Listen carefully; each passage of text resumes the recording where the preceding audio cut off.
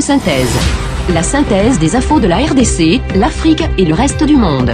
Une seule adresse. www.congosynthèse.com.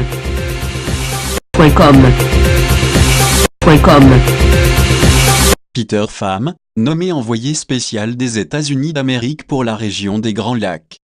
Les États-Unis d'Amérique ont un nouvel envoyé spécial dans la région des Grands Lacs. Journaliste de formation, Peter Pham était auparavant vice-président de l'Atlantic Council, think tank à Washington. Proche du président Paul Kagame, Peter Pham est aussi l'auteur de To Save Congo, Let It Fall Apart, qui signifie « Pour sauver le Congo, il faut l'émietter ». C'est un article paru en novembre 2012, dans le journal New York Times, où il soutenait la thèse de la balkanisation, seul moyen de sauver la RDC, pays des Grands Lacs africains. Le nouvel envoyé spécial américain de la région des Grands Lacs avait provoqué la polémique en novembre 2012, en prenant ouvertement position pour l'éclatement de la RDC, en plusieurs États. Les rebelles du M23 venaient tout juste de conquérir Goma, dans le Nord Kivu. Une proposition mal perçue à Kinshasa, sur laquelle il aurait par la suite évolué, à en croire Kikaya Bin Karoubi, conseiller diplomatique du président Joseph Kabila, qui, interrogé par Jeune Afrique en janvier 2017, le décrivait comme plutôt partisan du fédéralisme. En janvier dernier, il avait également déclaré « Il est temps que les États-Unis cessent de reconnaître Joseph Kabila comme chef de l'État, car, selon sa propre constitution, il n'est plus président ». Né à Paris dans une famille d'origine vietnamienne, Peter Pham est diplômé en économie de l'Université de Chicago. Il a d'abord été prêtre, dans le diocèse catholique de Peoria, avant de rejoindre le très pro-républicain think tank Atlantic Council. La principale tâche du nouvel envoyé spécial sera de coordonner la mise en œuvre de la politique américaine, en matière de sécurité transfrontalière, des questions politiques et économiques dans la région des Grands Lacs africains. L'envoyé spécial des États-Unis d'Amérique dans la région des Grands Lacs est un des principaux collaborateurs du secrétaire adjoint américain aux affaires africaines et des ambassadeurs des États-Unis d'Amérique dans la région. Et vous allez comprendre pourquoi c'est dangereux de procéder de cette façon. Parce qu'on ne laisse pas les traces de fonctionnement après. Dès qu'on enlève le SD, dès qu'on enlève la clé ISB, même si vous avez des réclamations, toutes les informations sont parties. Et même si vous avez la machine, vous n'aurez rien à l'intérieur.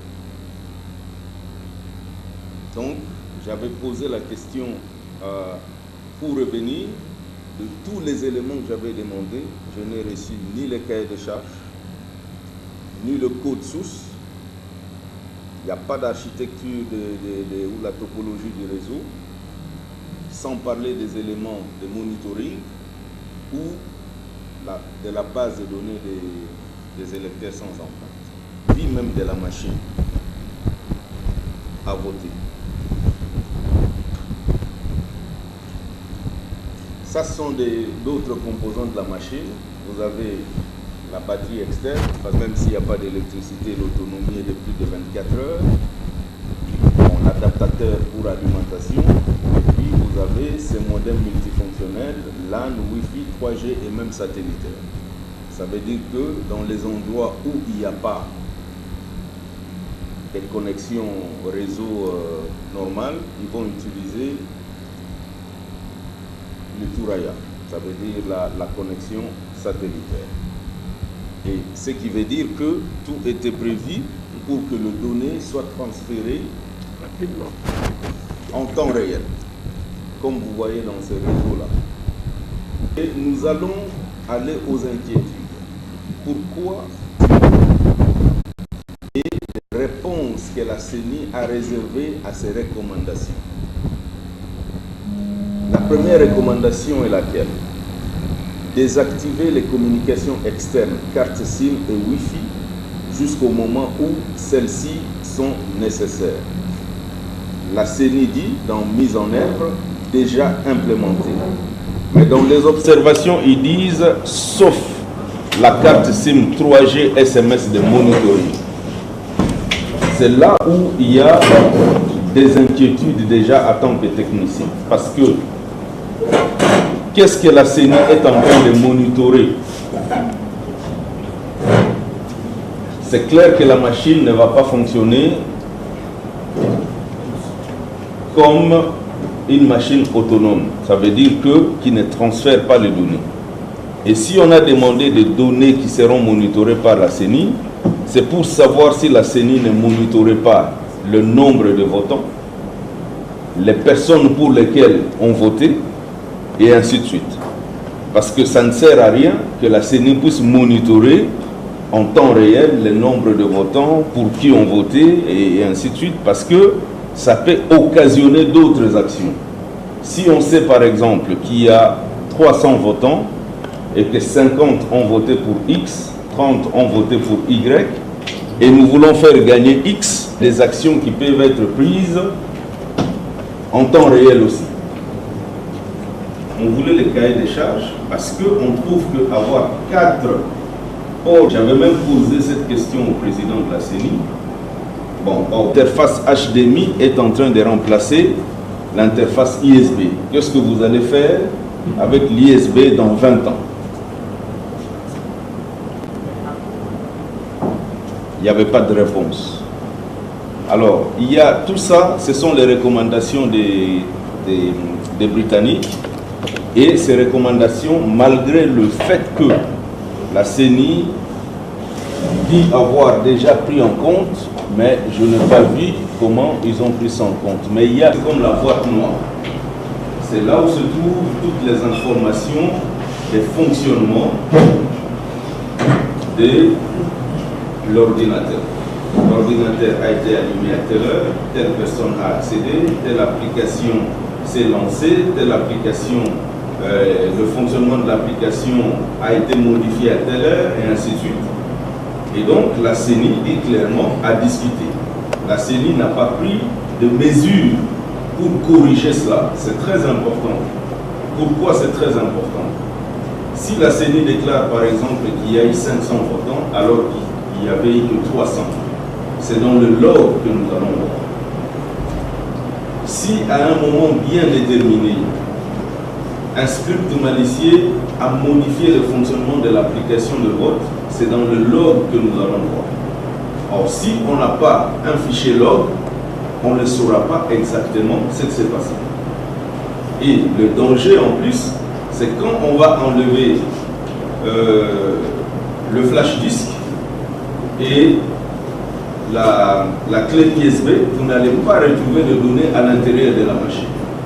C'est comme si la machine était utilisée comme une simple imprimante. Je voulais attirer votre attention sur ce point de la création du fichier log distinct pour permettre l'audit. Parce que là, il n'y a pas d'audit. On ne peut pas auditer. C'est très inquiétant. Alors, de toutes ces défaillances techniques, ce qui nous a encore beaucoup fait mal, c'est la qualité des bulletins imprimés. Donc après avoir ouvert la machine, on avait discuté avec les gens de la CENI, mais quand même, on voulait voir quelle était la qualité de la photo qu'on avait. Et même à nous, aujourd'hui, c'est que vous allez reconnaître votre candidat, même si vous n'êtes pas, comment dirais-je, lettré, vous allez reconnaître votre candidat sur base de la photo qui va apparaître sur les bulletins de vote. Mais quand vous regardez la qualité de cette photo sur les bulletins de vote, même nous qui voyons très bien, nous avons des problèmes pour reconnaître réellement la personne pour laquelle on a voté. Dit au président de la commission électorale, je lui avais dit en informatique, l'interaction entre l'homme et la machine, c'est autre chose, mais l'interprétation de la commande peut être programmée. Je peux dire, j'appuie sur la photo de Shekomba, mais dans la programmation, on dit chaque fois que tu appuies sur Shekomba, c'est Kibuni qui sort. C'est possible. C'est pour ça qu'on avait besoin des codes sources Et donc, ce qui est encore plus inquiétant, c'est le fait d'utiliser l'imprimante, l'impression thermique. Les informaticiens ou même les gens qui ne sont pas informaticiens savent que l'impression thermique a une durée de vie limitée sur un certain type de papier. La preuve, c'est que quand vous allez dans les distributeurs automatiques de billets ou dans certains supermarchés, quand vous prenez le reçu, quelques temps après, tout s'efface. Vous ne savez plus si vous avez pris 100 $ ou 200 $, les informations deviennent confuses. Et avec ces bulletins, on risque d'avoir les mêmes problèmes. Parce que j'avais demandé de sortir avec les bulletins, la CENI avait refusé, en disant que c'est encore une propriété de la CENI. Mais je voulais faire l'expérience de garder les bulletins, de les frotter un tout petit peu, pour voir si j'allais continuer à garder la photo même à cet état. Donc aujourd'hui, nous avons tout à la machine à voter. J'ai posé des questions auxquelles je n'ai pas eu de réponse. Pourquoi on a demandé le code source? C'est pour expliquer. Si je vote chez Comba, quelle est l'instruction que la machine comprend? Alors, est-ce qu'il n'y a pas de script malicieux automatisé à partir d'une certaine heure? Et je lui avais même dit ça. Imaginons qu'il est 14 h et qu'on va fermer les bureaux de vote à 15 h, à 17 h. Et les gens deviennent pressés. Et à cet instant, à distance, parce que c'est connecté à distance, je lance une commande qui rend invariable toutes sortes de votes. Ça veut dire que, quelle que soit la personne que je choisis, les résultats sortent une seule personne. Quand les gens sont pressés et qu'ils veulent juste terminer avec l'opération, qu'est-ce qui se passe? À cela, j'ai eu comme réponse que le président de la CENI était un homme de Dieu et que il n'avait pas l'intention de faire ce genre de choses. Donc, voici un peu la restitution de notre réunion avec le président de la CENI. Merci beaucoup, je suis là pour vous. Congo Synthèse. La synthèse des infos de la RDC, l'Afrique et le reste du monde. Une seule adresse. www.congosynthèse.com.